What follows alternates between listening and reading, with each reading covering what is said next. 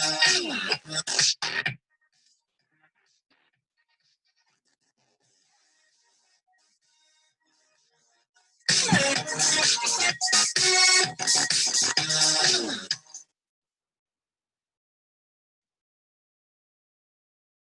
it would help if I remove that. Hi, everybody.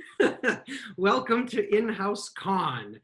This is our third week in May. We have events scheduled every weekend in May, and we are going to have events scheduled every weekend in June as well. Thank you all for joining us. This is Derek Mackey from Cool Waters Productions.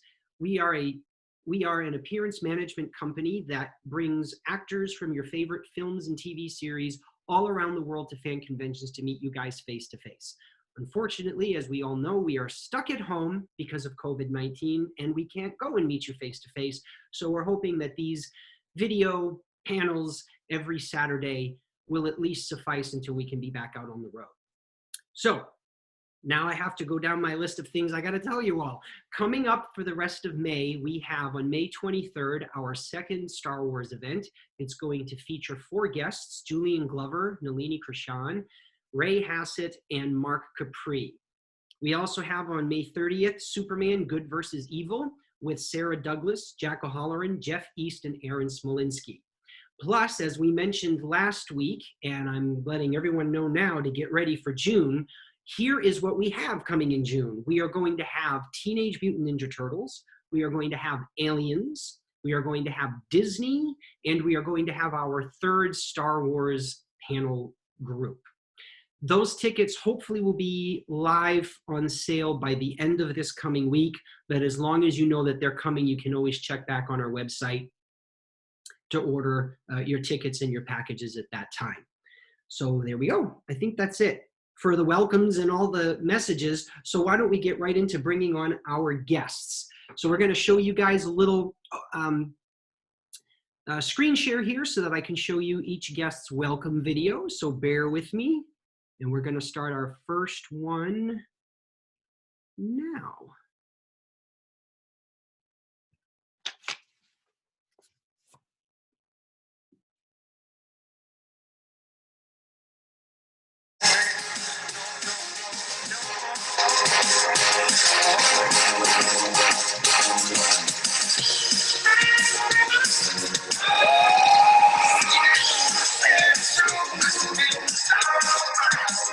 After months of pre-production, the mechanical jaw of the Slimer is placed into foam head and painted a perfect Slimer green. The mini ghoul body is molded to fit the teenage actress who will play the Slimer, and the completed head is attached.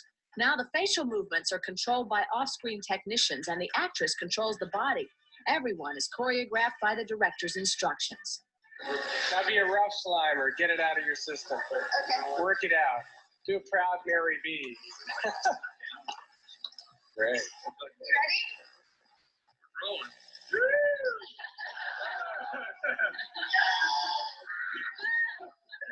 The most crucial element, the slime, is applied and reapplied as this beastie gets a facial and makeup lesson from the special technicians from the Slime Lab. Lots of time and effort is spent just getting the gunk right. Oh, you love it. Terrific. Unbelievable. Pull the arms away, pull away from the body one time. Oh, yeah. Now the other one. Your country thanks you.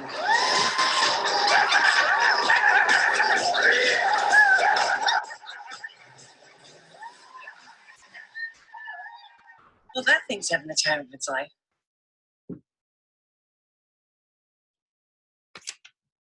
All right, everyone, let's welcome our first guest, Robin Shelby. Come on in, Robin. It'll take a second for my tech guy to get her video and audio live. Everyone bear with us for 1 second. I know she's there. Here she comes. We've got the wrong video, Tyler. Hold on, everybody. We're looking for Robin Shelby, Tyler. The only beautiful lady on our panel today. Well, a show wouldn't be complete without technical difficulties, correct? So while we're waiting for Tyler to figure that out, Robin actually was lucky enough to be in 2 of the Ghostbuster films in the franchise. As you saw in the welcome video, she was in Ghostbusters 2 portraying Slimer. And then in the 2016 version of Ghostbusters featuring an all-female cast, she played Lady Slimer. So we'll have her tell us all a little bit more about that in 1 second. Hold on, my tech guy is telling me to tell Robin something. Okay, apparently Robin has herself muted, so let me text Robin so she can unmute herself.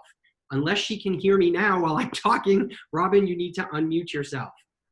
Unmute yourself.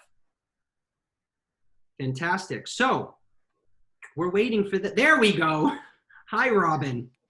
Hey, how are you? And we can hear you. Excellent. Thank you for joining us today. Thanks for having me, Dirk. Where are you calling in from, Robin? LA, California. LA, California. Are we calling in from a hotel room? Are we calling in from your house? Are we calling in from your dog's house? My apartment, where I've been doing the COVID, just hiding out like everyone else. Staying safer at home. Staying safe, exactly. Exactly. All right, cool. Well, there's your quick welcome. Robin, you hang around, watch the upcoming videos. Tyler is going to mute your video and your audio, and we are going to play our next video and bring on our next guest. So everybody bear with me for 1 second. Got to do another screen share for you all. And it would help if I hit the right button, which is not that one. Boy, we are up in our arms today with technical glitches, aren't we? Let's see. Where did my screen share go? Okay, folks, it's gonna happen, watch. Here we go, screen share. Sorry about that, guys. And we should be good to go. The opening credits. Boy, I am really on a roll today, guys. Here we go.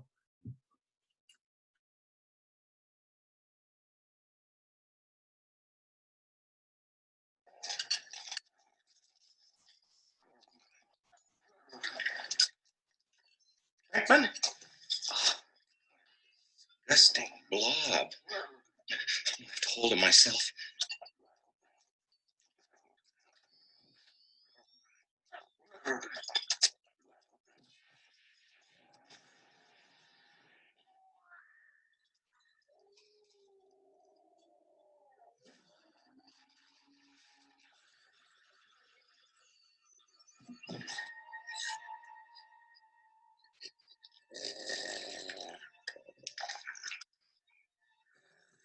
Come in, Ray. I saw it. It's right here, Ray. It's looking at me. He's an ugly little spud, isn't he? I think he can hear you, Ray.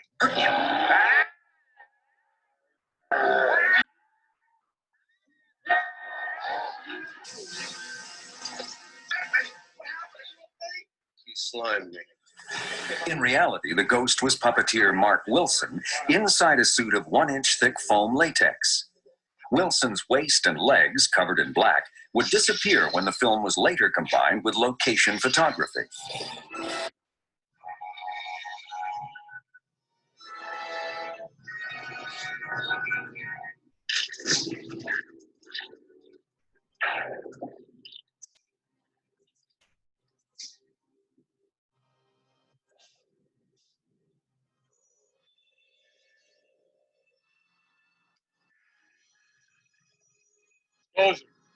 Gozer was a man. Are you a god?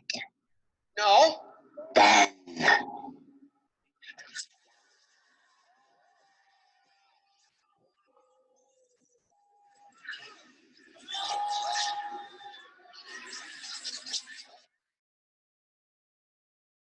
All right, ladies and gentlemen, it would help if I started my video. There we go. All right, ladies and gentlemen, please welcome our next guest, Mark Brian Wilson. Hi there. Hello, Mark. Hey, Derek. Welcome to the show. Why? Thanks for having me. Absolutely. Where are you calling in today from? This is my home studio in Hollywood, California. Excellent. Wow, you've got a lot of stuff there. We might have to talk about some of it when we are in full swing with the Q&A. Terrific. Yeah, this is my creative space, and this is where I go.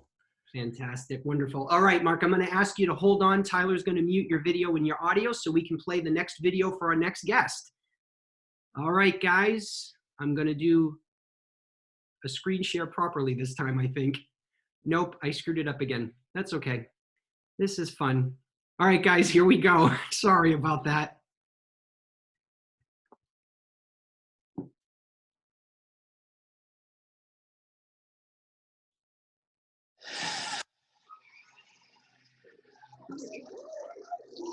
God, the Scaleri brothers! Scaleri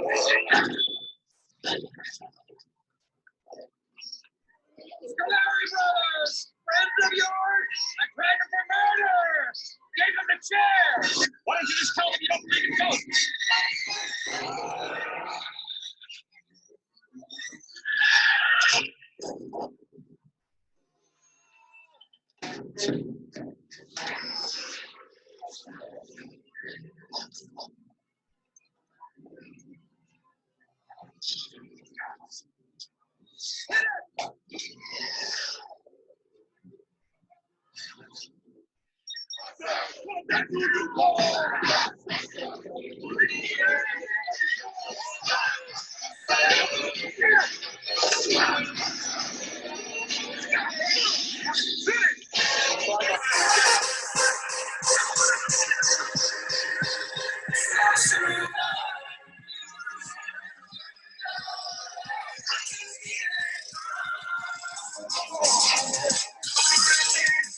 Here's something off the request line from Liberty Island.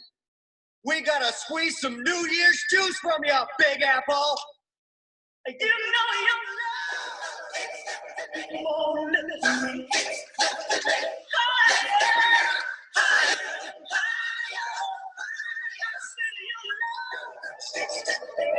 Oh, God.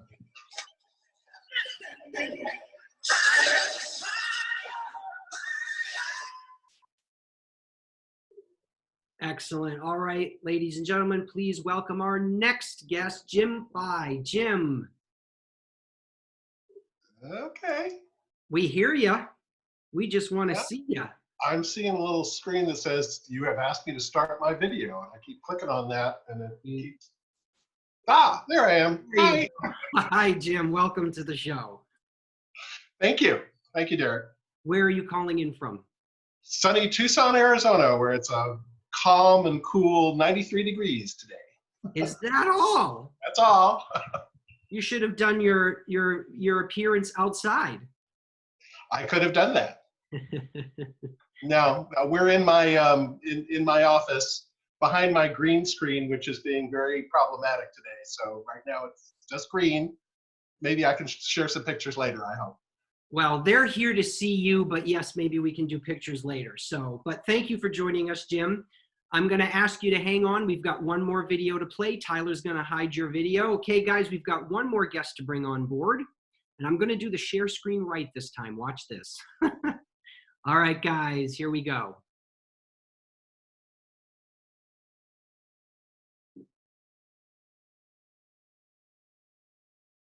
There's something you don't see every day. I tried to think of the most harmless thing.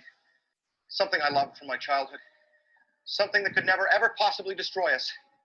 Mr. Stay Puft. Ray has gone bye-bye, Egon. What have you got left?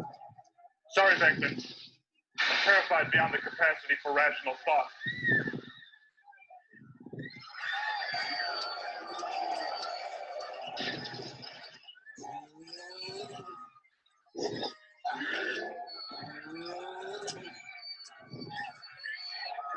Nobody steps on a church in my town.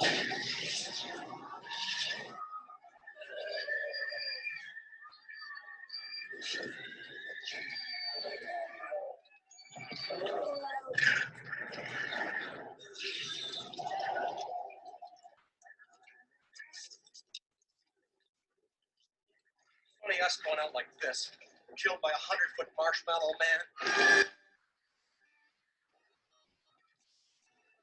Radical idea. The door swings both ways. We could reverse the particle flow through the gate. How? We'll cross the street. Excuse me.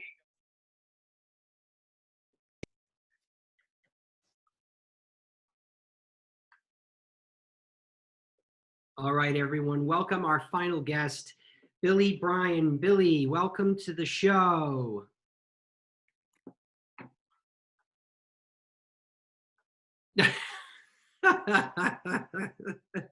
Oh, sorry. Hi, everyone. Good to be here with my pal.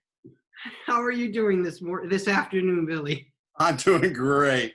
I'm surrounded by my favorite people. Where are you calling in from today?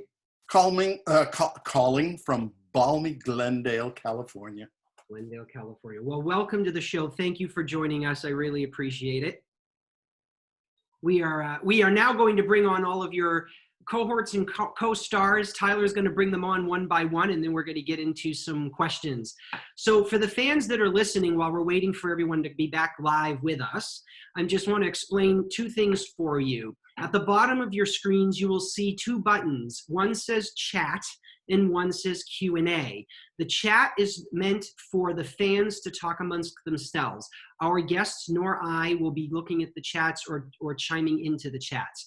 If you would like to ask one of the guests a question, I invite you to please click on the Q&A button on the bottom right of your screen and enter your question there. And we will periodically be taking questions live here on the air. The guests will answer your questions and we will get to as many as we can, okay? So it looks like we are all finally here. So guys, now you can all say hi to each other. Hi. Love you guys. I miss you. Oh, okay. Hey, guys. All right, well, always a pleasure. I'm glad you guys are all here, and I'm actually going to start off the Q&As myself. I've written some questions for everyone, just in case we didn't have some overexcited fans to send in questions. So I'm going to start with all of you. Now, you all play ghosts in the Ghostbusters franchises. But my question is, do any of you actually believe in ghosts, and have any of you actually seen a spook, specter, or ghost? Let's start with Robin. Yes, I do believe in ghosts. And real quick story, when I was born, we were in a house in Greenwood, Illinois. And apparently years back, a woman had taken her life in the attic of a house. And my mom went up into that attic of the house and she would light a match in the middle of the room and it would not stay lit. And there were times that she actually saw eyes in the mirror in her bedroom of a woman. So yeah, I'm a believer. I'm a total believer. Okay, I probably shouldn't have asked this question because I believe in ghosts and I'm not going to be able to sleep tonight with that. Okay. Sorry. I'm sorry. Billy, let's do you next. Do me. You know, I didn't think I believed in ghosts until one day I was walking down the street in Glendale and I felt a tap on my shoulder. I looked and there was nobody there. Then I looked the other way and it was my friend. But for a second, I believed in ghosts. Okay, we're on a roll here with how I'm going to feel tonight. Let's move on to Mark. Yeah, I believe in, the spirits or ghosts. I still talk to a lot of my past mentors and friends. And, when I'm working on a project, you say, I wonder hey, I'll just ask them right now. So I actually still speak to some of my departed friends. Now, luckily, I haven't seen them except for in Polaroids and still photos. But yeah, I think they're still there watching over us. Okay, that one's not as scary for me. I won't be dreaming of you tonight, Mark. Thank you for keeping it very nice and subtle. Jim, you're the final one. I'm afraid, Derek, I'm going to add to your nightmares. I believe in ghosts as well. My one experience with this was, like Robin, when I was growing up, I'm an Army brat, so we lived all over the place. This happened when I was living in Fort Riley, Kansas. It was a big old house in Fort Riley, and my sister was having a sleepover with a couple of girlfriends, I think, and it was my intention to scare them. Okay, so I think I was like, they were watching TV and I was behind the couch and I was going to jump up and and yell boo, and then as I did that, the house had a bunch of windows and they all had the kind of shades that you pull down, and all of the shades all over the house all at once, when I jumped out and went boo, flapped up all of a sudden. scared the crap out of me as well as my sister and her friends. So I think they were ghosts. Well, I could not be more happy that I asked that question. I thank all of you for your brutal honesty. So some of the fans that have joined us in the past know, and for the ones that don't know, you're about to learn, we do polls throughout our panel. And our first poll actually is going to be directed at our panelists as well as the viewing audience, even though our panelists have already answered it. I'm going to ask Tyler to throw it up, and I'm going to ask everybody to please take the poll. Do you believe in ghosts? Yes, OMG, no, you crazy, or maybe. So fill it in, and while we're waiting for Tyler to compose the answers to that, I'm going to move on to another group question for all of our panelists. So we have alumni from the original Ghostbusters, and we have alumni from Ghostbusters 2. So we're combining both worlds, which is fantastic. But we all know that Ghostbusters is an amazing franchise and extremely successful, has made a lot of money all around the world. I would like to know, and it can be for any of you who wish to answer, and it's a two-part question. Has there ever been a film that you guys were working on similar to Ghostbusters? When you were working on it, it was like, oh my God, this is going to be the dumbest thing I've ever done. Why did I sign up for this? The filming isn't going right. Something seems to be going wrong. And at the end of the day, it ends up being a massive blockbuster like Ghostbusters, and you were completely surprised. The second part of the question is, has there been a project where you were like, oh my God, this is going to be bigger than Star Wars? And then lo and behold, it was a complete flop. Who wants to kick off answering that question for us? Put your hand in the air. Oh, okay, Billy, you made a sound. You go for it. I mean, the closest to that is something I remember from, I was working on a movie with Carlo Rambaldi. And it was a sequel to a very popular series, I guess. It was King Kong Lives. And while we were working on it, we all kind of had an honest feel about the movie. We didn't think it was going to be brilliant, but somebody did come to me and ask, do you think it's going to be as big as E.T.? And then they showed me a song that they had written about baby Kong hiding in the jungle, and they wanted me to try to get that into the movie, and I didn't really know how to react. How do you honestly tell somebody? Well, actually, what I said is, I don't have access to the people that could accept something like that. That way, I skipped all responsibility. Cool. All right. Somebody else? Yeah, no, we're gonna pick on everybody, and if you can't answer it, you can just say no comment. So, Robin, how about you? My first experience working at ILM was a film that was it's turned out to be kind of a mini cult classic, the movie Willow. And working on it, no idea at the time that it would be as beloved by a certain group of people that it is. So that was kind of a surprise. And I played a very ugly troll, and who would have guessed that, it was part of such a sweet film? So. You read my mind, Robin, because Willow was actually one of my questions for you. So now I don't have to ask you. So you did that movie. Did you shoot those scenes here in America, or did you have to go over to the UK for that? No, it was actually at ILM in Northern California. Oh, up at their studios. Okay. Yeah, exactly. Very cool. All right, Mark, the pressure is on. You're next. Okay, I worked on a makeup effects project, and I was a lab assistant. And so I was working out of the garage with David Miller, and we started on a project that nobody knew anything about. And they brought in an unknown actor named Robert Englund. And so we did his life cast for the very first Nightmare on Elm Street. We read it, and it's a slasher film. There's a lot of cutting and gore. And it's like, well, I wonder if, well, I guess it kind of speaks for itself after so many reboots and retreads, and very popular. Of course, at that point, I was going, Robert Englund, of course, now we all know who he was. So that was one of those where it was kind of like, well, maybe it's going to, well, this is kind of fun makeup, but it's a paycheck.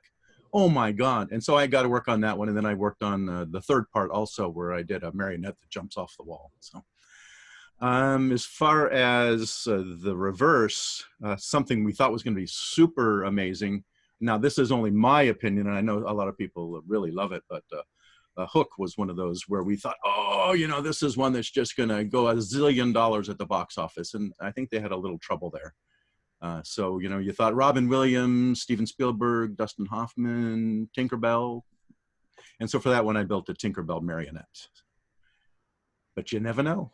I worked on that one too. Yes, I remember you. All right, Jim, you get to sum up the last question. Well, my film experience has been rather limited, but I think I can answer both parts of the question with the same movie, which is Ghostbusters 2.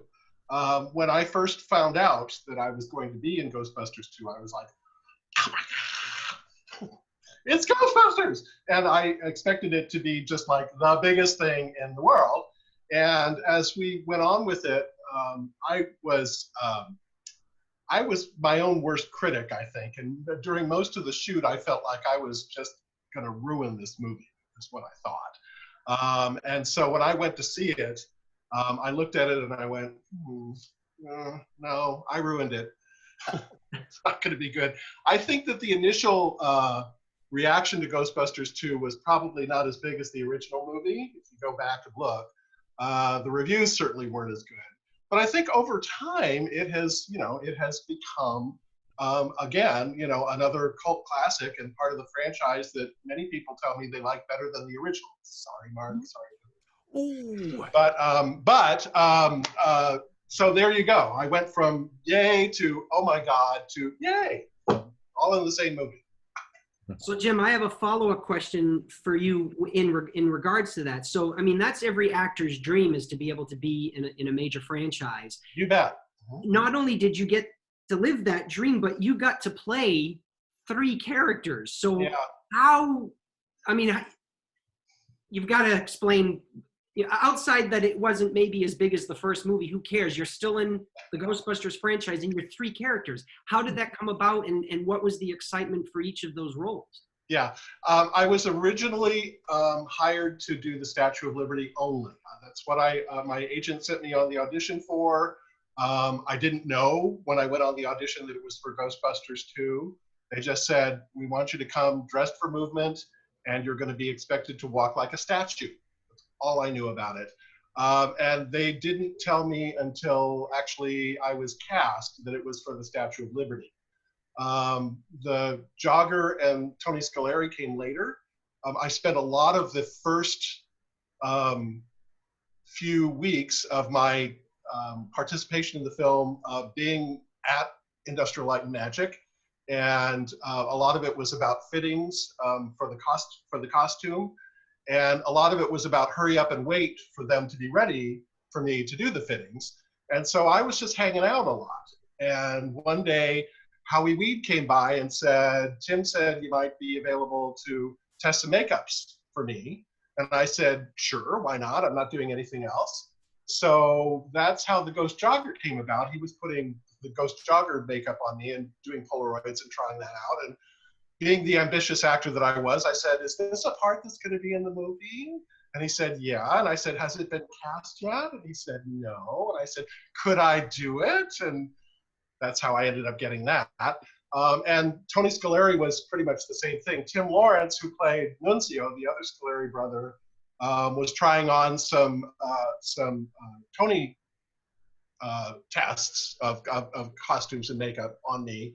And I said the same thing. I said, is this a role that's going to be in the movie, and could I audition for it? And eventually I got that one too. So just by hanging out and being around at the right place at the right time, that's how I got the 3 roles. But originally it was only supposed to be the statue. Well, I'm happy for you that you got to be all 3.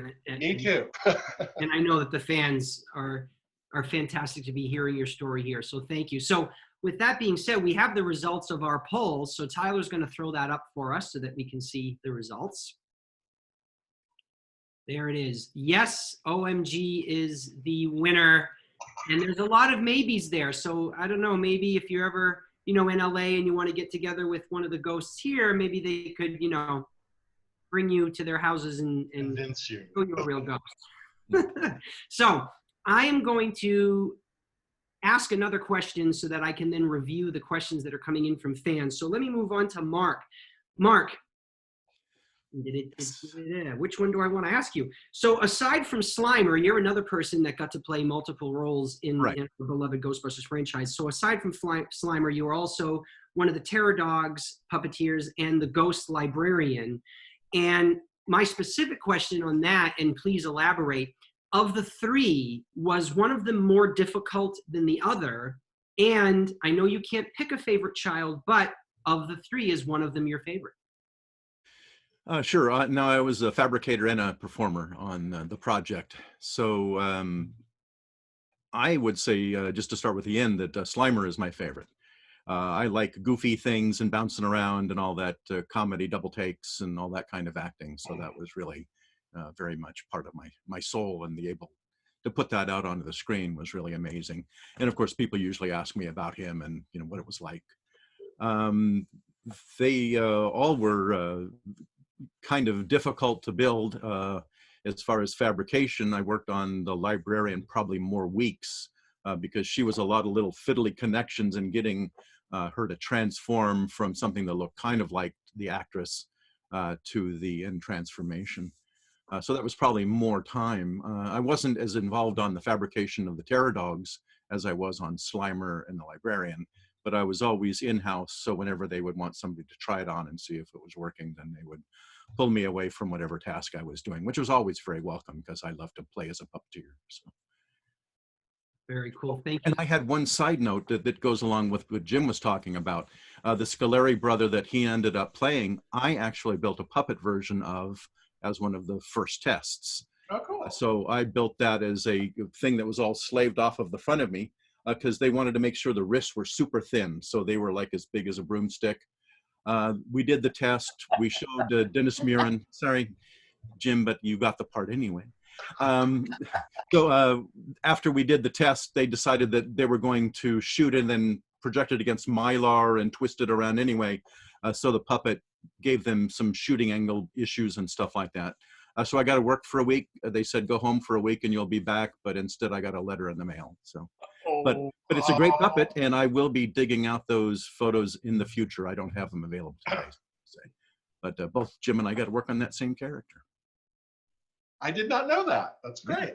By the way, I just remembered that when the Terror Dog was first in production, they were still sculpting it. They hadn't molded it, and they needed a foam mock-up to work their mechanisms out. So I carved one out of foam. I'd forgotten about that until it came. Cool. Yeah, I don't remember that. Got any pictures? Nah. It's amazing how many talented people it takes to bring these characters to life, and some of them have become, so infamous, like Slimer. I mean, everyone knows what this little creature is, so it's mind-boggling when you think of it. And you guys, thank you for helping to bring those characters to life. So let's go over to our Q&A. I have a question here. There's no name, but I'll just ask the question out loud. And I believe this is open to everyone in the group. What is your best memory from making Ghostbusters 1 and 2 and Robin 2016? And apparently this person is from Scotland because it says love from Scotland and the Ghostbusters of Glasgow. So thank you for that question. So, who wants to jump in with that one? I'll take a favorite memory was, and I've mentioned this before at different cons, but there was a Friday and Bill Murray showed up just to hang out. He was doing some looping at Skywalker Ranch. And at the end of the day, he brought in music and drinks and turned the whole soundstage into this huge party. And that was like so much fun. It was so random and unexpected, and it was incredible. And as far as 2016, I did some recording during the day, and Paul Feig was editing at that point because most of it was already shot with principal photography. And he came up to me when I was done and he goes, "Do you want to sit with me and watch me edit?" And I had an audition to go to an hour later, so I couldn't. And I mean, it was a dream to be able to sit with Paul Feig and watch him edit. So I was able to stay for a few minutes, and I've never been so bummed in my life to have an audition. Usually you're happy when you have an audition, but I had to drag myself away kicking and screaming. But he was super amazing as well. Billy, Jim? That moment when you get the gig, that's always. It's true. Yeah. You know, when somebody says, yes, please come in, you know, that's the, but then actually connected to the question you asked about expecting a film to do well. I saw a screening of the first Ghostbusters before it was really ready. A lot of blank screen, a lot of effects missing, but they did have the shaving cream. And I thought, it's so obviously shaving cream that this is never going to work. And I thought, oh, well, it's a flop just because of that. Boy, can I read them. I didn't think Kiss would do well either. So there you go. All right, let's take another question. Billy, this one is specifically from you and it's from Anonymous. This person would like to know if we could hear a couple of bars of your Stay Puft song. Actually, well, it's my resume. It's my rap resume. And it starts with, I've been a schmello, been a schweasel, been a bitch in a pit. And it goes on. And then the chorus is, he's the man, he's the man, he's the marshmallow man. If any man can do it, that's the man who can. Every day I hear it, anywhere I am, give it to the marshmallow man. There you have it. Yay! If you look it up on YouTube under Bill Bryan's rap resume, the voice singing that line is actually Lindsey Hahn, who in Village of the Damned was the lead green-eyed, blonde-haired kid. So check it out. All right, fans, you know you have to go check out. Anytime a guest tells you to check something out, you have to do it. We have a question for Jim from a Jared. Jim, if someone had a dream to become a jogger ghost in a movie, what kind of not so obvious advice would you give to them? Hang out at ILM. When somebody asks you to try something on, do it. Yes. Pretty much. I mean, yeah. I mean, that was totally random and unexpected. It was also the kind of it was the first shoot that we did, and it was the shortest one of the three characters that I had to play, because really all I had to do was run down a ramp a bunch of times with all the makeup on. But yeah, you kind of have to be open and willing to do anything. When they told me that they were going to spray paint me with all that makeup, I was like, okay. So it's just being in the right place at the right time. But you also had, Jim, an amazing attitude, and which is why they kept their minds open to giving you more. You were incredible to be around. That's part of it too. There. I think I was there, and I was somebody to hang things on and try things on. You know, isn't that the way it worked around there? A lot, I think. Probably. Did you complain about it? Yeah. Well, I'm sorry? Did you complain about it? Oh, yeah. Probably not. No. Otherwise, they would have kept you on. No. If you're an actor, you look for opportunity. Absolutely. Right? And if there's an opportunity and they're trying stuff on you and it's a part that's up and open, you know, the best thing to do is, you know, you're not going to get it if you don't ask for it. So you know, so ask. Okay, anyone else, or do you want me to move on to the next one? We're good. Okay, so I'm just going to give our guests a heads up. After I ask this first question and we start to take the answers, when your answer is done, you are going to see your video and audio leave. And that's because we are going to prep for our first exclusive. I'm also going to prep the guests now that the first exclusive will be from Billy. So Billy, you're going to answer this question first. And once you see that your video is gone, you can go prep for your exclusive, okay? So here is the question for all of our panelists. It's from Fiona. Fiona would like to know, what has been your most favorite Comic-Con to attend and why? Billy, you're first. Oh, wow. Okay. The first Comic-Con I attended was in San Diego, and I went looking for toys. I wanted to know if there were any new Stay Puft toys, and I found this NECA, and I found this bobblehead, which not many people have seen. And it even has the cars underfoot. It's still sort of in the package, so I don't want to mess it up that way. But that was a good Comic-Con. But you know what? I went to London after seeing Mark at the London Comic-Con, and that was really special.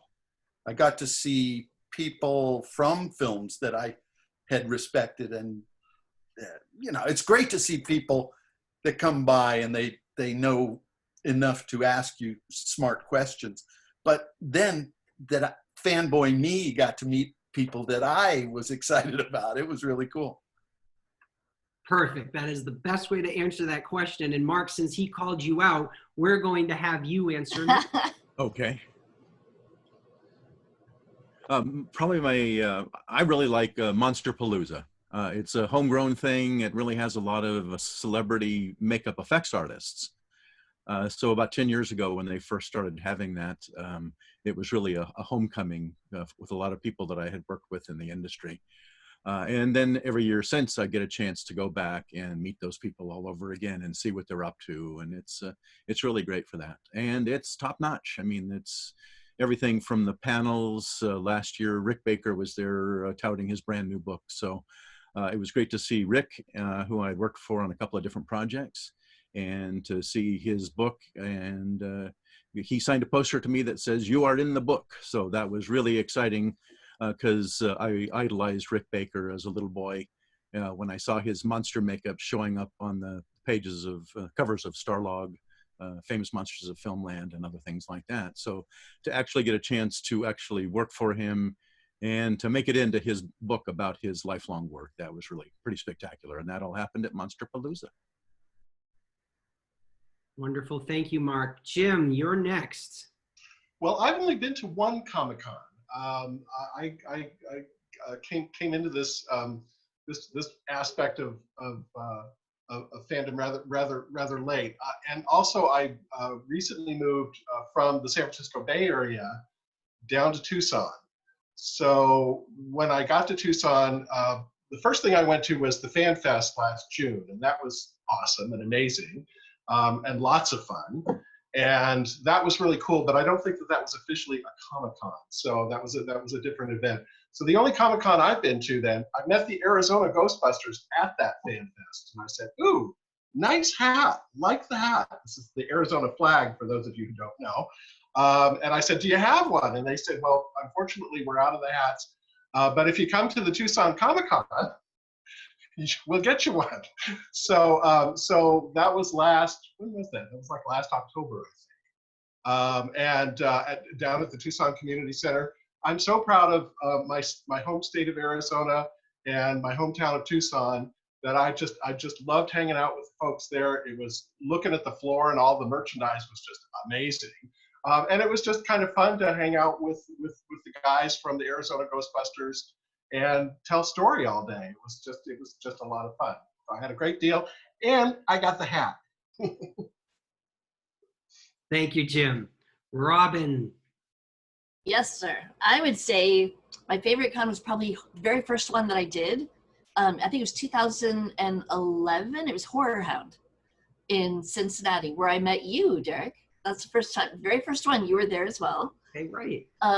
And talk about a cool con to be part of. I was with Ernie Hudson, who I hadn't met up to that point, Slavitsa Jovan, and William Atherton.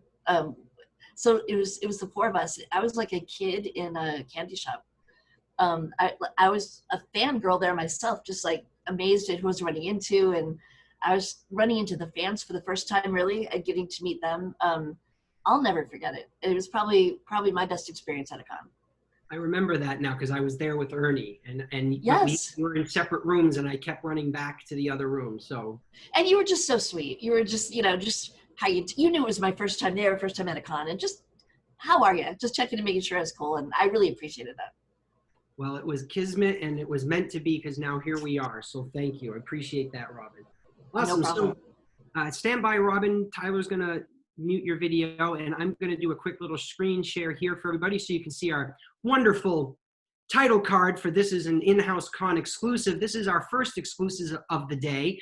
I want all the viewers out there to know that every week, my guests will be doing either a show and tell, or they will provide me with a video to show you guys. And it's something that has never been seen before at a convention, and is something that they can show from their houses. So you might get to see something very unique and different. And our first exclusive show and tell is going to be with Billy. And Billy, Tyler tells me you can hear me, and I hope that you can, because my question leads into what your exclusive is going to be. I had pre-written a question for you as follows. Stay Puft Marshmallow Man was in some ways the Godzilla of the 80s. And I would like to know, what was it like to be stomping around a soundstage, destroying a city, much like the old Godzilla movies from Japan? So I'm going to ask Tyler to bring Billy back on. He can answer that question, and he can start his show and tell for us. You're coming. Here we go. All right. All right. So I got to be the cross between Godzilla and the inflated Macy's Day Thanksgiving balloons, you know, that you see in the Macy's Thanksgiving parade. I'm sure that was the joke, right? They didn't mention it in the script, but it was pretty obvious, don't you think? So I got to, well, I didn't actually knock over any buildings while I was walking through New York City. I did step on a church, which was really an apple box. I did, well, buildings ran into some trouble while the monster was around, I will say that. I worked on a kaiju adventure recently, and there were actual buildings falling apart, and that was cool. But this one's iconic, don't you think? No. Is this how far I want to go with this? I could tell you about when I was first stepping off of a taxi cab. This one, which was a model that was crushed by, I don't know how many pounds of marshmallow, but this is the one from the set, which you see the first time that Stay Puft gets blasted. And I don't know if you know that the tie is missing. Well, right about here in the frame is this car. If you look at it, you'll find it. I'm not sure how far I'm supposed to go with this. Oh no, Billy. That's perfect.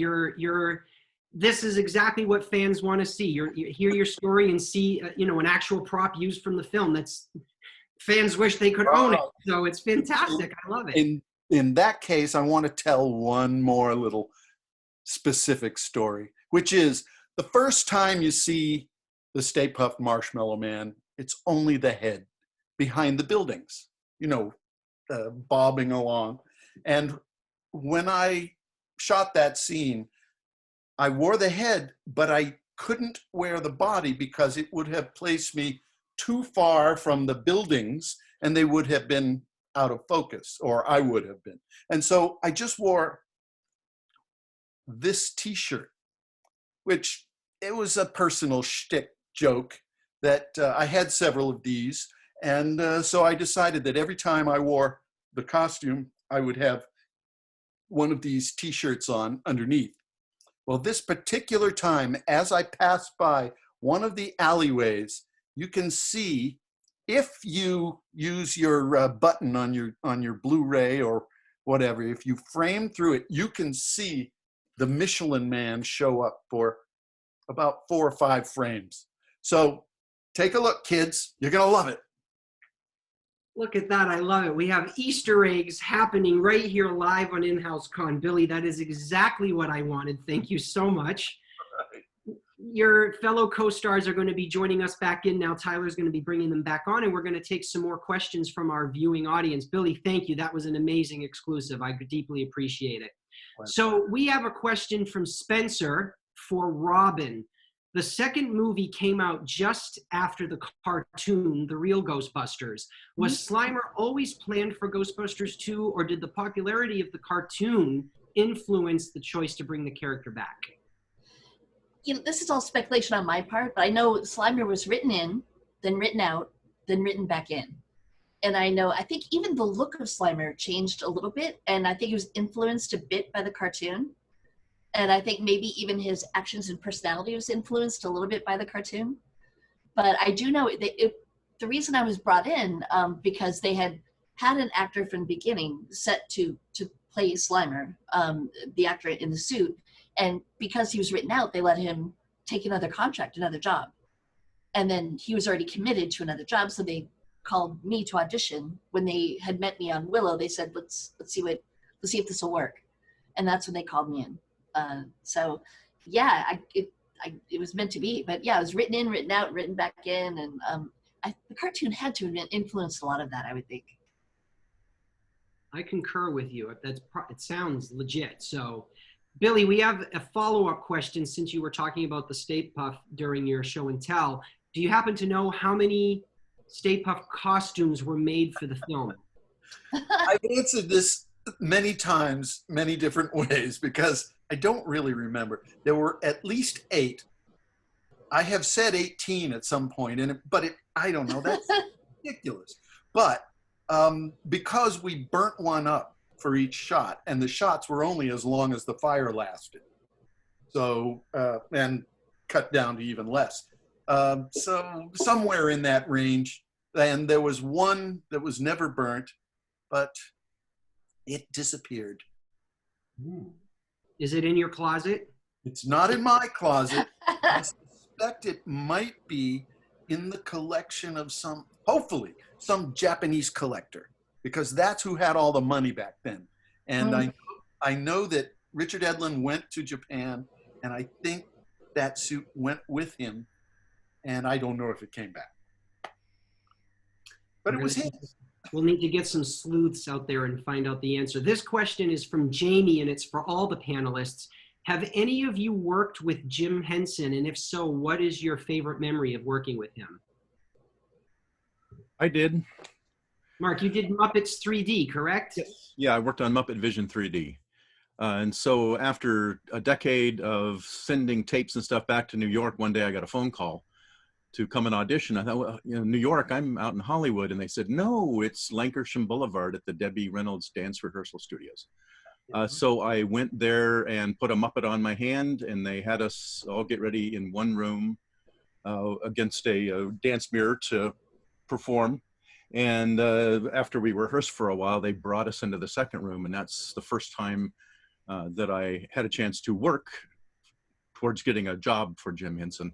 So that was an audition. And Brian Henson was our audition partner, and he would kind of lay out a basic scene and give us a chance to warm up just a tiny bit, but we were ready to go. At this point, Jim wasn't actually in the room. Two people went before me, and Jim wasn't. Right before me, Jim walked in and sat down and literally 10 feet in front of me. And so as somebody who was a big fan of Jim Henson and all the work for so many years, that was really amazing. It was stressy because you go, oh, he's no pressure, right there.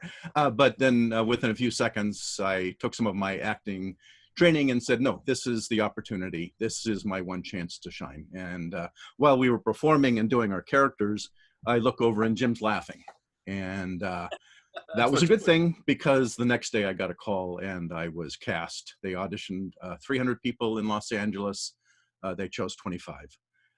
So I got a chance to work with Jim on set.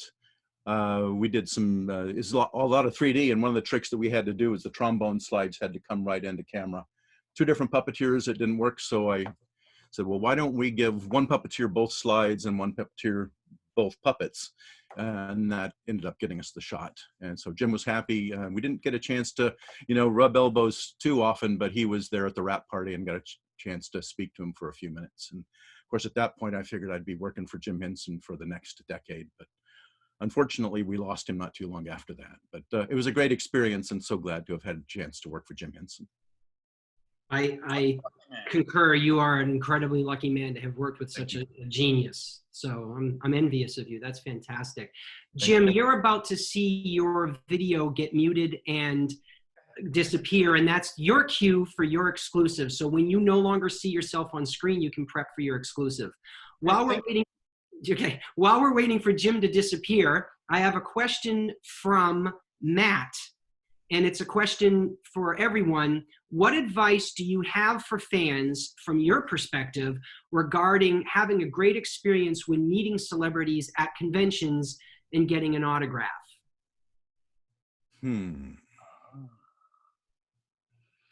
I think just you go ahead, Mark. be yourself, just we want to talk. We want to meet you. That's why we're there.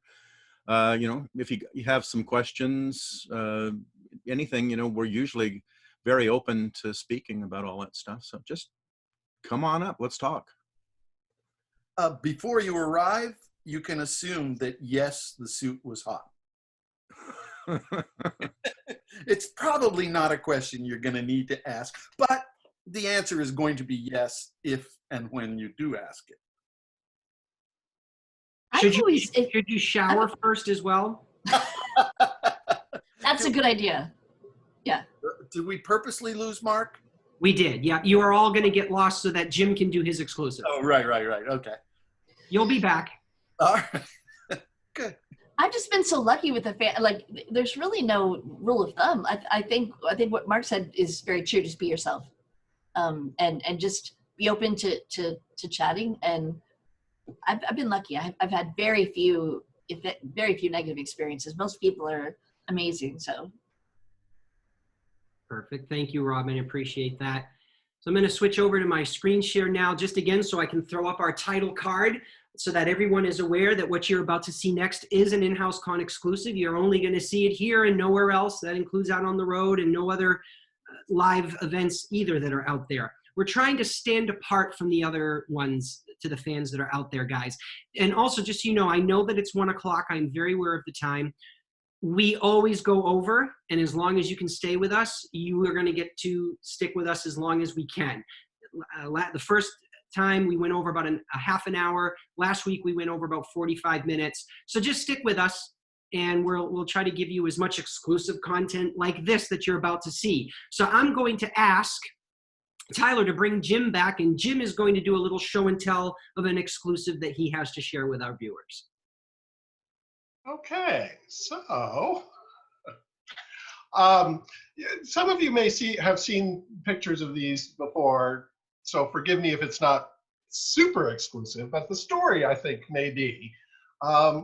As many of you know, if you're doing character work, one of the and you're going to be wearing a big costume or suit that is going to cover your body, that one of the first things that happens to you is that they do a light cast of you. And in my case, because I was playing the Statue of Liberty, I had a total body cast made, not just of my face and bust, but the whole body, so that they could build my costumes on the mannequins rather than on me. And so, but what I didn't know when I was making the film is that, okay, now they've got me, they can use me a lot because they've got my my 3D image. And so I was in 3 roles in Ghostbusters 2. I was the Ghost Jogger, I was Tony Scoleri, I was the Statue of Liberty, and this was almost my 4th appearance in the movie, was based on the mask that they made of my head cast. And some of you may know this. I think a lot of you may not know this. There is a scene in the movie where the Titanic comes back to New York Harbor.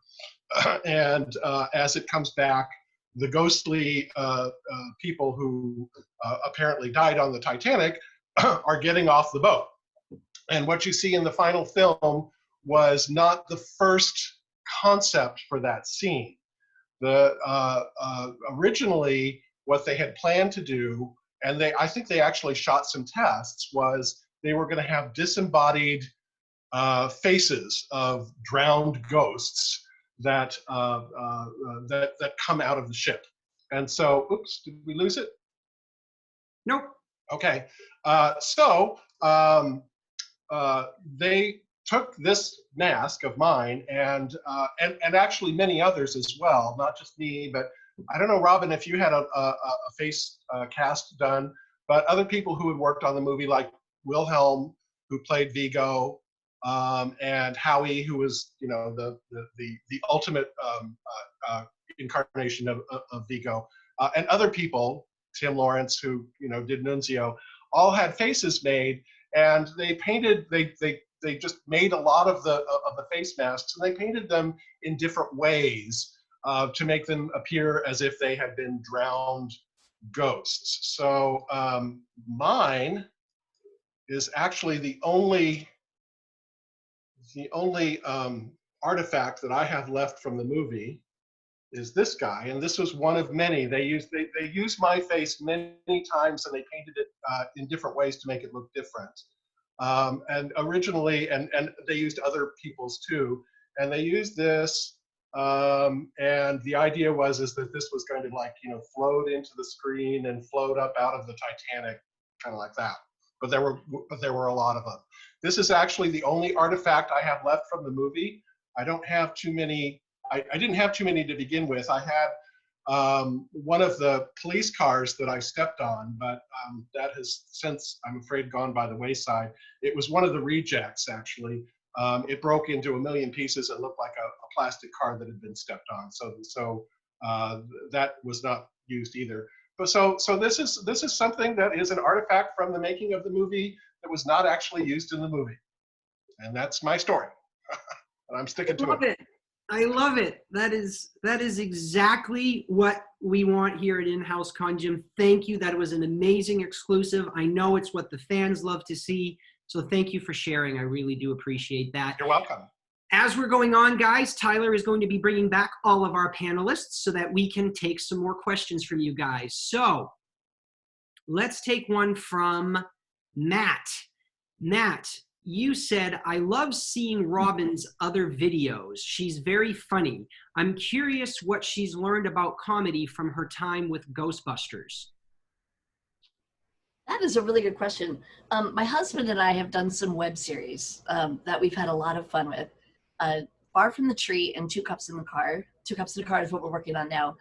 I gotta tell you, if I had to go way back, watching reruns of the Carol Burnett Show is probably what gave me my first sense of timing and comedy. Absolutely brilliant. And even watching, I'm going way back, Laverne and Shirley, Happy Days. Those were shows that I watched as a kid and developed some comic timing. So yeah, you learn something from every single job. I definitely brought, hopefully, some comedy to my job. But you pick up, I'm a better comedian now than I was back then, and a better comedian on Ghostbusters than I was 5 years before that. As you get older and you learn and you grab pieces of information, and the more you know, the more comedy and humor you can bring to things. Does that answer your question?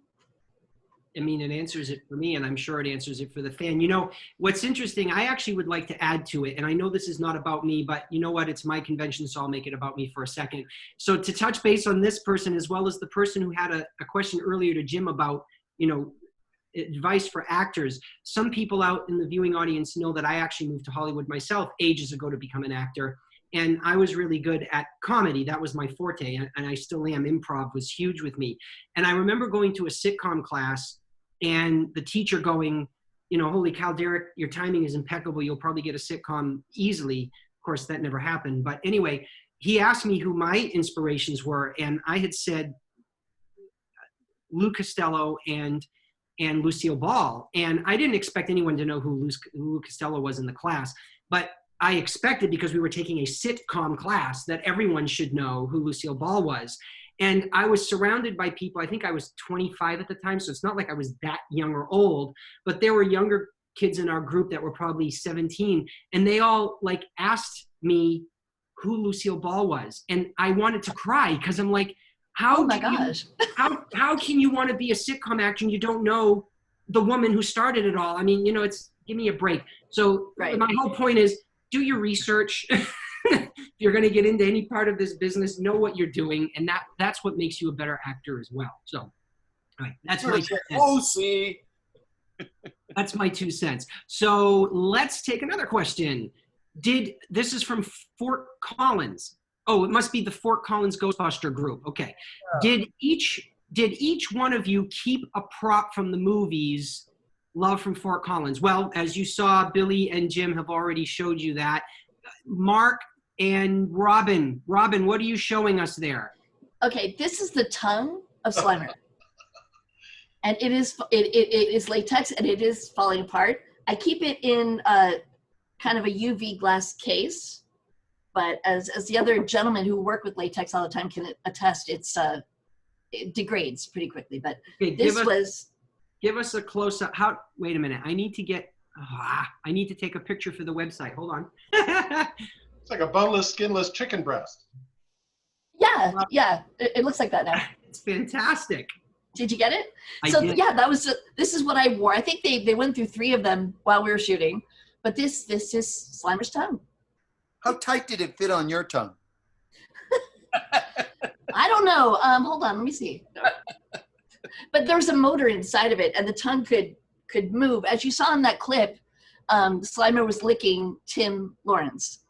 So there's a motor inside that could actually move, and it was just incredible. And the head, by the way, of Slimer is actually at ILM right now. It's on display in their building, I guess. I'd love to go, and I'll end up going back to Northern California and checking it out. Mark, what about you? Any props? Yeah, I have, these are the librarian's eyeball color palette. I actually got to design the eyeballs that the librarian ghost had. And so these are actually just drawer pulls that I painted. And these were sent off to the manufacturer. Somebody wasn't making the eyeballs in-house. So they were cast in resin and then all done separately. Now you'll see that there's 4 different eyeballs. That's because we were originally going to do 2 different parts of the transformation. We're going to do the first part, which got her up to here, which you see in the film. Steve Johnson wanted to do a second one, which is going to take it even farther. So that's why I had an additional couple of sets of eyeballs. But those are, just the paint mock-ups that were sent to the manufacturer, and they matched them very literally. See? That is great. Thank you, Mark. I love it. So Mark, this is a good time. I'm going to ask Tyler to mute your video and audio. And once you see that you've disappeared, you can go prep for your exclusive, okay?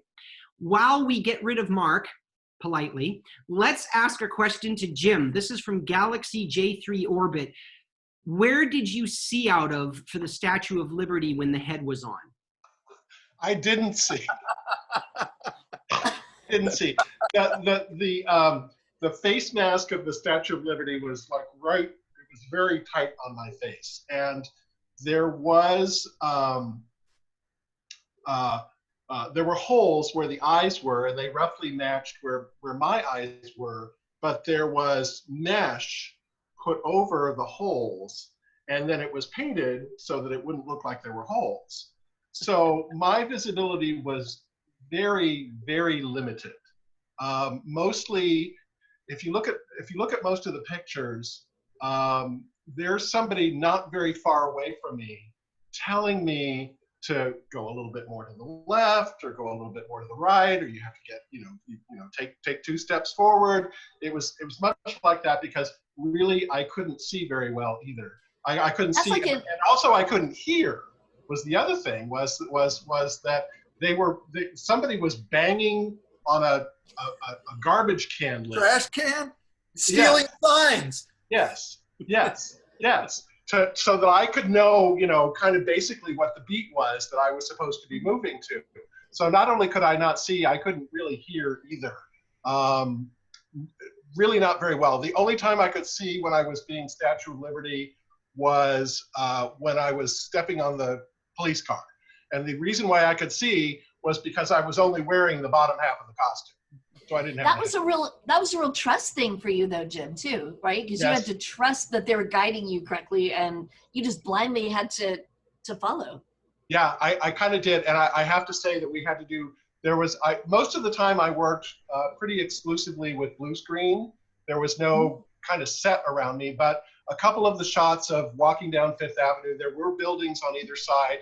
And believe me, I bumped into them plenty of times. So I don't know whether any of those actually got into the movie or not. But yeah, no, I couldn't see it all.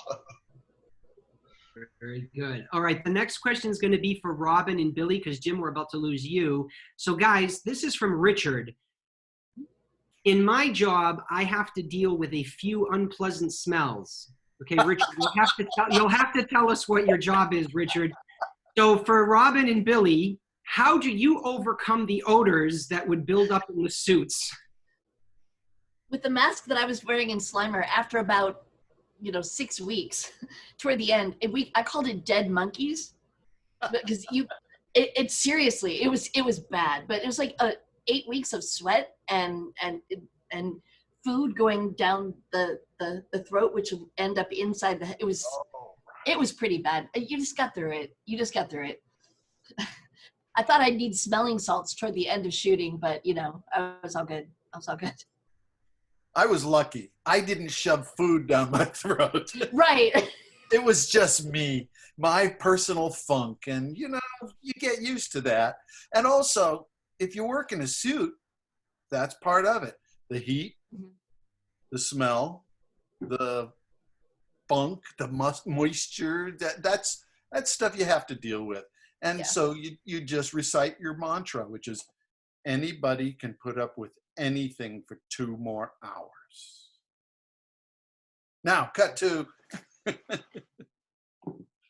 Thank you, Billy. Perfect. All right, guys, we're going to do a quick screen share here so I can see my wonderful card. Hopefully that gave Mark enough time to prepare for his exclusive. So Mark, we're about to bring you back. This is an InHouse-CON exclusive.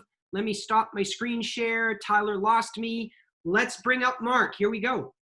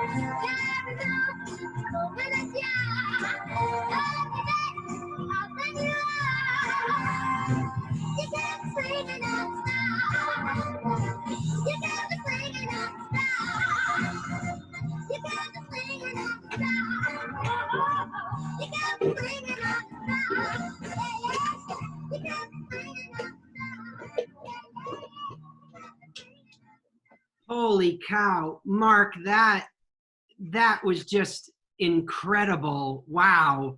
I was doing that for you, Derek, because I know what a big Disney fan you are. I am a huge Disney fan.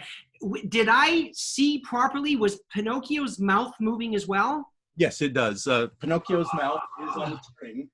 I'll give you a little demonstration of all the different things that he does. So he has a mouth on a string. So by moving my finger up the control, I can keep holding the control and keep him talking. And he's got hands. And then by using the one bar, I can make him dance.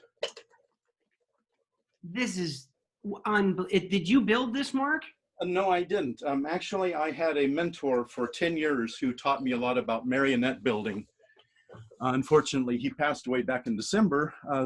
The silver lining is he left me his life's work. So I ended up with nearly 60 marionettes, all of this great quality, all of them needing just a little bit of TLC and repair. So I replaced the springs in Pinocchio. I cleaned the costume, replaced a couple of strings that had broken. And so now here he is. It's just absolutely stunning. This is fantastic, Mark. Thank you. Wow. Do you have some other puppets to show us today as well, I believe? Yes, I do. I have been going through and repairing them slowly. So they're, each one of them gets a little bit of a refurbishing. Hopefully the least amount possible, because you're thinking of 60 plus puppets. So here's the Scarecrow of Oz. And his mouth moves as well? His mouth moves. He's got closing eyes. I'm not sure if you can see all this, but yeah, I mean, I'm blown away. and then this actually, his arms and legs are slinkies, and so is his body.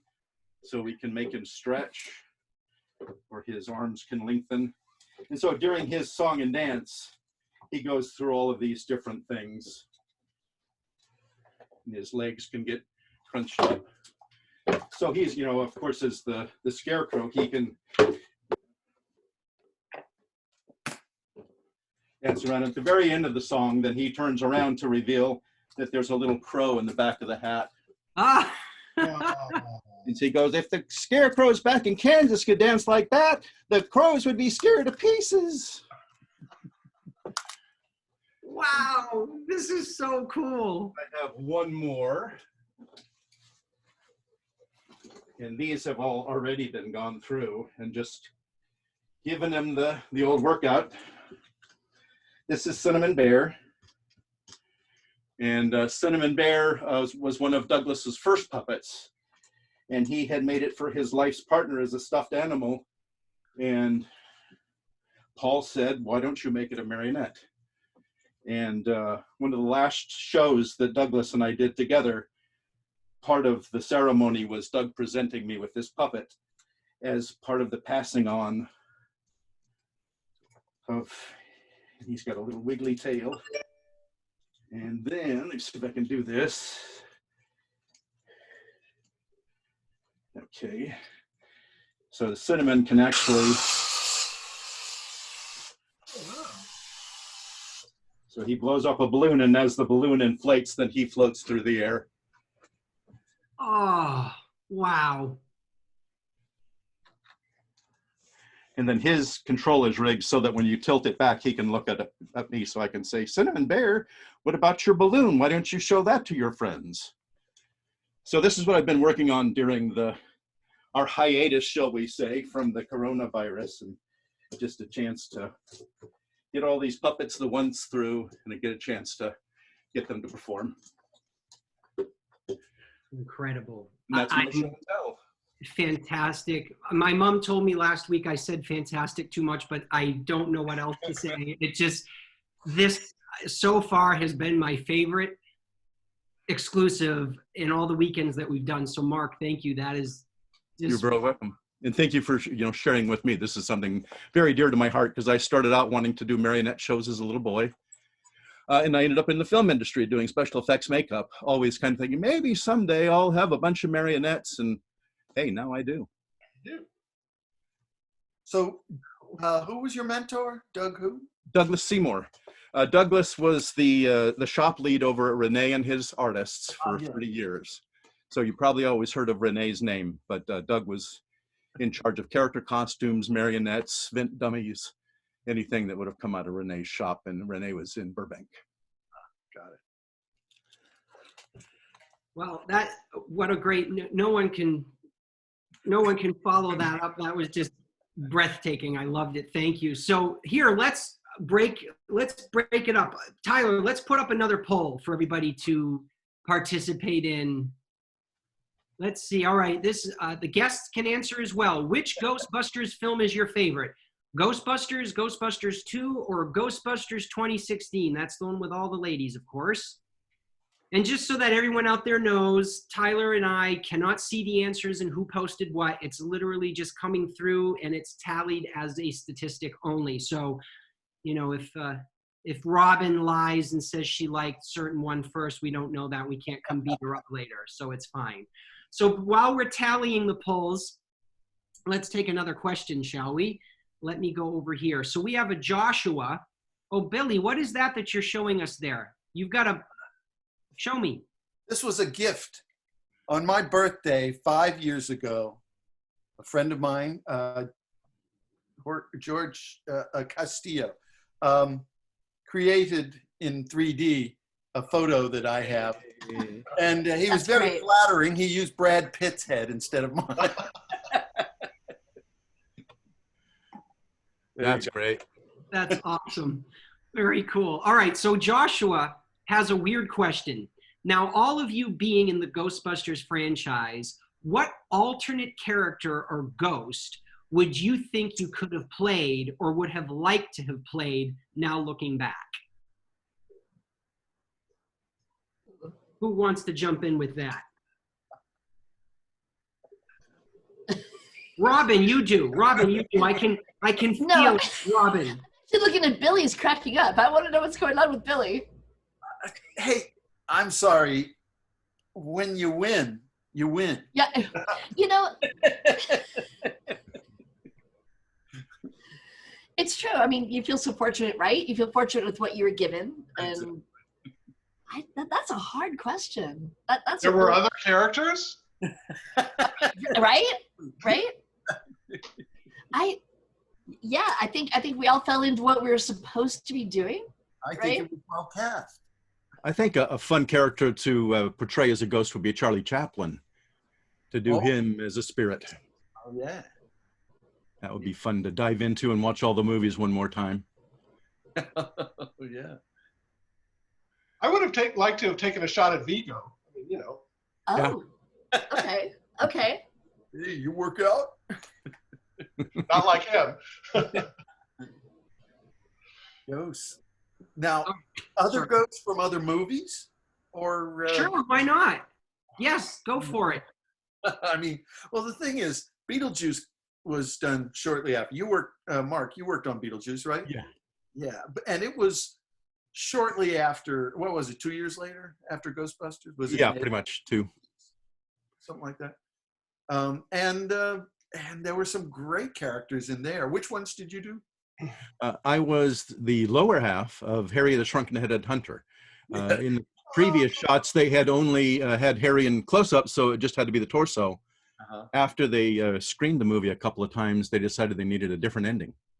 So we shot 2 versions of the ending, one with Michael Keaton, Harry the Shrunken-Headed Hunter, and the barber on the other side. And the barber just won't stop talking about, I'm going to get the scissors and cut off that kid's hair. It's just so long, it makes me...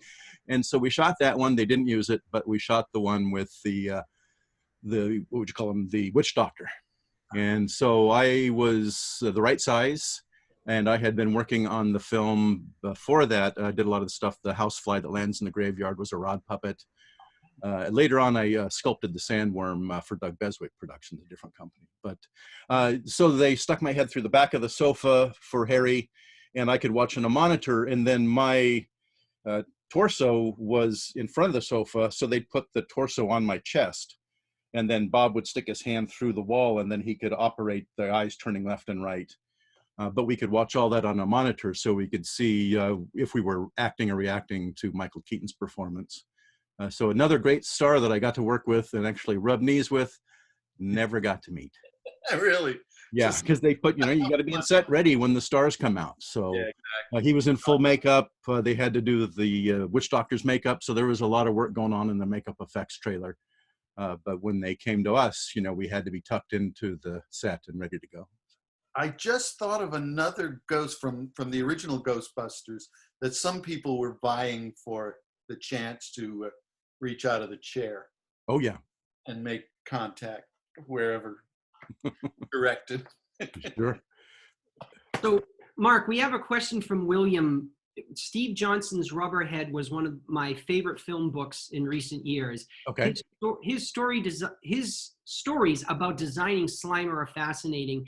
Can you talk about your working relationship with him? Yeah, actually, I shared an office with Steve Johnson.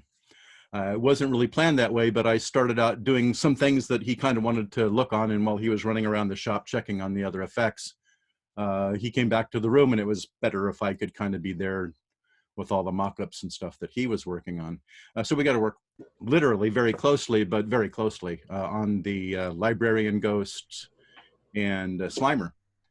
And so, Steve's, shall we say, very high octane and loves to work and loves to make things better, even when you're done. So it was hard for me to keep up with him, and there was always something new and inventive. I loved his artistic sense. I really enjoyed watching him sculpt. I'd been on Thriller with Rick Baker before that, so I got to watch Rick's hands move across the clay. And then when I saw some of the similar techniques with using wet clay and the moisture and to get all the wrinkles to blend and stuff like that. So Steve was very inspirational as an artist to get a chance to watch. And, it's just running to keep up with him. And we just had so much stuff to get done that it was try something and show it to Steve, and then he would either approve it or disapprove, and then we'd go on from there. The Librarian Ghost was a constant back and forth. I would make a mock-up and I would pull the arms out and say, is this what you want? And he'd say a little longer, and I'd modify the mock-up. When the mock-up was done, then that was sent off to the mechanics. When the mechanics were done, then they were sent back to me for all the final rigging and attaching all the skins and getting the muzzle to come out just right and the eyes to pull in and the cranium. So that was like I said, many weeks of work. I think I probably worked on her to 6 to 8 weeks between the mock-up and the final version. But obviously a great collaboration. I just really enjoyed those characters. Well, thank you for sharing that. I'm going to ask Tyler to bring up our last poll of the day, and we've already seen that one, Tyler. Oh no, that's the answer. That's it. That's the answer. Yeah, we want to do a different. Oh, the answer from the other poll. Sorry, I'm doing two things at once. So, which Ghostbusters film was your favorite? Ghostbusters. Okay, excellent. So now let's bring up our last poll of the day. And while everyone is answering it and tallying it, I'll do my update here. Which Ghostbusters villain is your favorite? Stay Puft Marshmallow Man, Slimer, a Scoleri brother, Vigo the Carpathian, or Zool? So everyone can answer that. While everyone is answering, this will be my little ending of the show. I do this every week, guys, so bear with me. First and foremost, I want to thank all of our viewers out there, the fans, for tuning in and watching. We really do appreciate you joining in today. And I have a couple of shout outs that I need to do specifically for some help that we got. Ghostbustersnews.com, Ghostbusters.net, protoncharging.com, Ghostbusters International, CrossFit Podcast, sorry if I get it wrong, and Marshall Julius as well for all their help in promoting our event today. I also have to thank each of our guests as well. And I have to do my little speech. Guys, just so that everyone understands, everyone has been hit really hard by the coronavirus, COVID-19. It's a horrible pandemic all across the world. I can't wait to be getting back out in the world. For those of you who don't know it, Cool Waters is this very small family-run business. For lack of better terms, my company is part of the backbone of America. We're a small business. And so the money that you spent on our convention today is keeping a small business thriving. And I deeply, deeply appreciate that and hope that you will continue to support us in the following weeks and all through June. So support small business. Thank you so much for that. And also, I need to make sure that we thank Tyler, my tech guy, and Sarah, my webmaster. None of this would be possible without them. So I thank you very much for that. And I need to encourage everyone that it is still safer at home, regardless of what your governor says. If you don't need to be out, don't go out. Stay home, watch another movie, watch Ghostbusters again. You know, don't spread the germ if you've got it. You could be a carrier and not even know it. And I'm not preaching, I'm just telling you the truth, guys. Also, one last chance for everybody at the end of the day, after all of our guests have left and we are off the air. Anyone who didn't buy an autograph from a guest, you still have an opportunity to do that. Autographs are live until Monday. So if you liked meeting the guys and maybe you didn't think about buying an autograph from someone, you still have a chance to do that. And each of our guests have several pictures that you can pick from. And I usually bring it up on my screen, but I forgot to prep it, so I'm sorry. But you'll be sent a PDF with versions of pictures that you can pick from. So please support our guests. So we are at the end of our show, guests, and what I tell everybody is, at the very end, before we do our last poll, I'm sure Tyler's ready, at the very, very, very end of our show, I have 15 seconds of credits. So please don't treat us like a movie theater, get up and leave. Watch the 15 seconds of credits since I put the effort into making the video. After we do our poll, I'm going to invite each of our celebrity guests to say their farewells, and when the last one goes off screen, our video will start. So Tyler, let's bring up the last poll. There it is.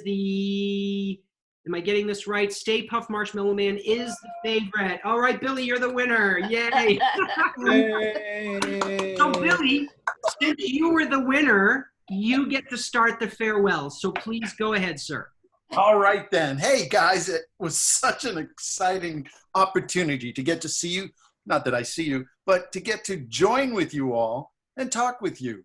And if you want, one thing that can keep you home during this crisis is follow me on Instagram at bill.staypuft, STAYPUFT. Scroll down, watch all the shows. It's fun. All right. Cheers, kids. Thanks, Billy. Bye-bye. Bye-bye. Hey, Jim, your turn. Bye-bye, everybody. Thank you so much. It's been so fun sharing these stories with everyone and seeing these guys again. I hope we get to do it again soon. This was really cool. Thank you. Thank you, Jim, for having us. Take care now. Stay safe. Mark, please. Hey, everybody. Yeah, thanks so much for allowing us into your lives and all of the support you've shown us over the years, all the great conventions, and just all of the feedback on Facebook, Instagram, Twitter. So follow me there if you get a chance. And always like to answer your questions. Sometimes it may take a day or two because, hey, Slimer's pretty popular. Maybe not as popular as some other ghost. We've done good. So thank you all for watching, and it's been a pleasure. Thanks, Bye. Mark. Take care. All right, Robin. Derek, thank you for putting this together, and thank you to the fans for being so amazing, always supportive. I can't thank you enough. You guys are all incredible. So everyone stay safe. Listen to Derek, stay home. It's safer for now. And you can find me at robinshelby.com, and love to you all. Thank you so much. Bye, Robin. Thanks for joining Bye, us. guys. Mwah. Fantastic. Well, guys, thank you so very much for joining us. And here is the last 15 seconds of the day. Oh, by the way, this entire broadcast of our live panel will be available to rewatch, and I will be sending out a link for that later in the week. So if there's something you missed or if you had to leave early, you're going to get to come back and see it all again. So thank you for joining us. Here we go.